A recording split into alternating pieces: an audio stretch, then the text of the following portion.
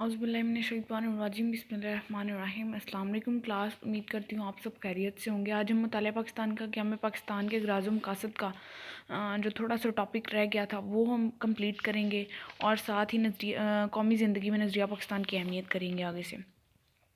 اتحاد عالم اسلام، تمام عالم اسلام جو ہے اس کے اتحاد کے لیے مسلمانوں کی ایک الگ قوم کی بہت زیادہ ضرورت تھی۔ کیونکہ پوری دنیا میں جہاں جہاں مسلمان ہیں وہ ایک ہی قوم ہے، اور ایک قوم کو یکجا کرنے کے لیے، متحد کرنے کے لیے ایک خالص جو نظریہ ہے اس کی ضرورت تھی، خالص جگہ کی ضرورت تھی جہاں پر یہ جانا جا سکے کہ یہاں پر مسلم قوم رہتی ہے۔ بہت ساری قوموں میں مکس ہو کے جو مسلم قوم تھی وہ نظر ہی نہیں آتی تھی بر صغیر میں، کیونکہ اقلیت میں تھی۔ تو نظر آنے کے لیے ایک الگ ریاست جس کو کہا جائے، آج پاکستان جو ہے وہ مانا جاتا ہے کہ مسلم ملک ہے، مسلم کنٹری ہے یہ۔ تو اتحاد عالم اسلام کے لیے تمام عالم، پوری دنیا کے اسلامی کنٹریز کے ساتھ اتحاد کرنے کے لیے یہ کرنا بہت زیادہ ضروری تھا۔ قیام پاکستان کے اغراض و مقاصد، یہ اس میں سارا کچھ بھی آ جاتا ہے، اور یہ اکیلا بھی آ جاتا ہے کہ اس کے اسباب کیا تھے، اس کے مقاصد آخر کیا تھے۔ تو اسباب یہی تھے کہ ہندوؤں نے تنگ کیا ہوا تھا، پریشان کیا ہوا تھا مسلمانوں کو مختلف طریقوں سے، اور مسلمانوں کو اپنا مستقبل غلامی کی زنجیروں میں مزید سے مزید تر الجھتا ہوا نظر آ رہا تھا۔ تو یہ وہی سٹیپ تھا جب مولانا چودھری رحمت علی نے کہا نو اور نیور، اب یا پھر کبھی نہیں، یعنی اب جب انگریز جا رہے ہیں تبھی جو کروانا ہے کروا لیں، اس کے بعد پھر مستقل طور پہ ہم غلامی کی زنجیروں میں جکڑے جائیں گے، پھر کچھ نہیں ہو سکتا۔ مخصوص نظریہ کا تحفظ، مسلمان اپنا ایک مخصوص نظریہ رکھتے ہیں، اسلامی نظریہ رکھتے ہیں، جبکہ اس کے الٹ کفر ہے، شرک ہے، جو کہ ہندوازم ہے اور عیسائیت ہے۔ تو مسلمان اور وہ ایک قوم کیسے ہو سکتے تھے؟ مسلمانوں کا اپنا نظریہ، ان کا اپنا نظریہ تھا۔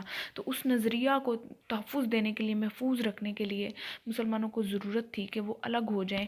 اس کی بنیاد رنگ، نسل پر یا ذات برادری پر نہیں تھی، کیونکہ ذات برادری یا رنگ نسل تو ہماری سیم ہندوؤں والی تھیں اور سکھوں والی ہی تھیں بر صغیر میں، کیونکہ مسلمان جو بر صغیر میں ہوئے بہت سارے ہجرت کر کے، لیکن مقامی بھی تھے۔ جو مقامی تھے وہ سکھ اور ہندو ہی تھے جو مسلمان ہوئے تھے۔ تو ہمارا ان سے صرف منفرد جو مقام تھا یا جو جداگانہ حیثیت تھی وہ یہ تھی کہ ہم مسلمان تھے، وہ کافر تھے۔ تو ہماری قومیت اور نظریہ جو تھا اس کو ہم نے تحفظ دینا تھا۔ فرقہ وارانہ فسادات، اب بر صغیر میں ہوتا کیا کہ اگر قربانی آتی تو وہ کہتے کہ گاؤ کشی، یعنی ہماری گائے ماتا جو ہے اس کو ذبح نہیں کیا جائے گا، جبکہ اسلام نے گائے کو ذبح کرنے کا حکم دیا ہے۔ تو اس وجہ سے بہت زیادہ مسلمان مارے جاتے۔ اس کے بعد یہ ہوتا کہ اتنا زیادہ تعصب اور اتنی تنگ نظری تھی کہ اگر کوئی مسلمان بچہ کھیلتا کودتا کسی ہندو کے گھر میں چلا جاتا اور اس کے باورچی خانے کے قریب سے بھی گزر جاتا تو وہ کہتے کہ ناپاک ہو گیا ہمارا باورچی خانہ، اور اس کی ارد گرد کی جگہ فوراً سے گائے کا گوبر لائیں اور اس کو پاک کریں اس کے اوپر لیپ کر کے۔ تو اس طرح کی بہت ساری اور چیزیں تھیں جس کی وجہ سے حالات جو تھے مسلمانوں کے لیے بہت زیادہ پیچیدہ ہو چکے تھے۔ کانگریس کا رویہ اب کیا تھا کہ کانگریس اوپر سے یہ ظاہر کر رہی تھی کہ میں تمام جو بر صغیر میں طبقات ہیں، اقلیتیں ہیں، اکثریتیں ہیں، سب کی نمائندگی کر رہی ہوں، لیکن در حقیقت وہ کسی کی نمائندگی نہیں سوائے ہندوؤں کے کر رہی تھی۔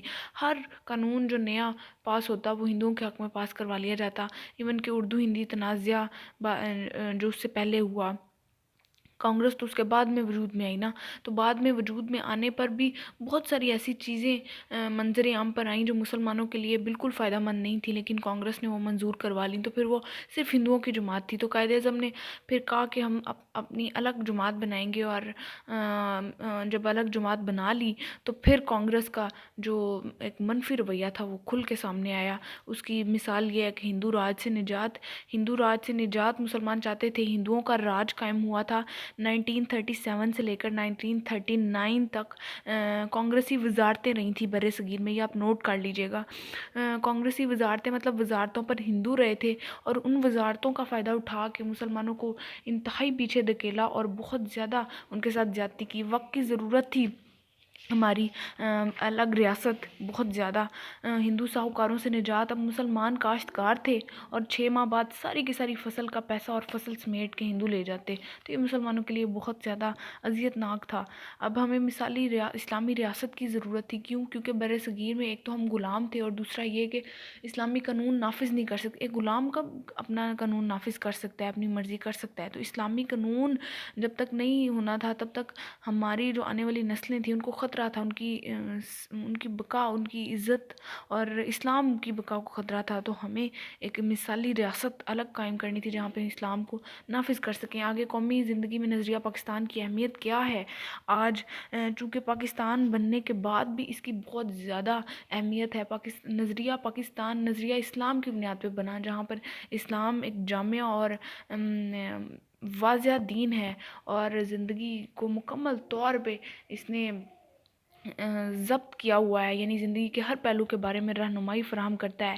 اور اس کے لیے یعنی ہمارے جو پاکستان کی بنیاد ہے اس کا پہلی اینٹ، یا سمجھ لیں کہ اس قصر پاکستان کی جو بنیاد ہے وہ اسلام پر ہے۔ تو اسلام کی بنیاد پر ہم جو ہیں وہ دنیا میں پہچانے جاتے ہیں۔ اتحاد و اتفاق کی علامت بھی نظریہ پاکستان ہے۔ چونکہ نظریہ پاکستان اسلامی نظریہ ہے تو پنجابی، بلوچی، سندھی، پٹھانی، ان سب تفرقات سے نکل کے ہم ایک قوم بن جاتے ہیں، اور وہ اسلام کی وجہ سے۔ قومی زندگی میں روح کی حیثیت رکھتی ہے، جس طرح جسم میں روح کی حیثیت ہے، اسی طرح اسلام جو ہے وہ ہمارے اندر ایک الگ روح کی حیثیت رکھتی ہے، جس کی وجہ سے ہم سب ایک ہو جاتے ہیں۔ اتحاد عالم اسلام، اب پورے عالم اسلام، پوری دنیا میں اتحاد قائم کرنے کے لیے بھی یہ ہماری کافی مددگار ہے، ہمارے لیے اعلیٰ سیرت و کردار کی تعمیر کرتا ہے۔ کس طرح سے کہ اسلام جو ہے وہ مکمل ضابطہ حیات اور زندگی کے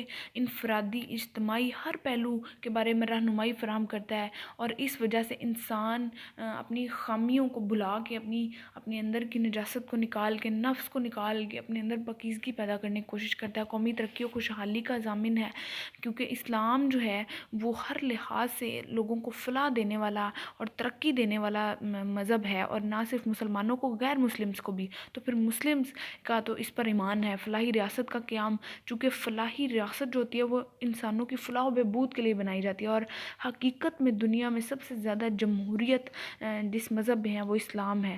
تو جمہوریت کی وجہ سے لوگ فلاح پاتے ہیں۔ ملکی بقا کا انحصار جو ہے وہ اسلام نظریہ پاکستان پر ہے۔ قومی یکجہتی کو یہ فروغ دیتا ہے۔ تمام قوم جو ہے ایک پرچم تلے، اسلام کے پرچم تلے اکٹھی ہو جاتی ہے، تفرقات مٹا کے، علاقائیت اور صوبائیت پرستی کو مٹا کے، اور آخری نجات بھی ہماری اسی میں ہے۔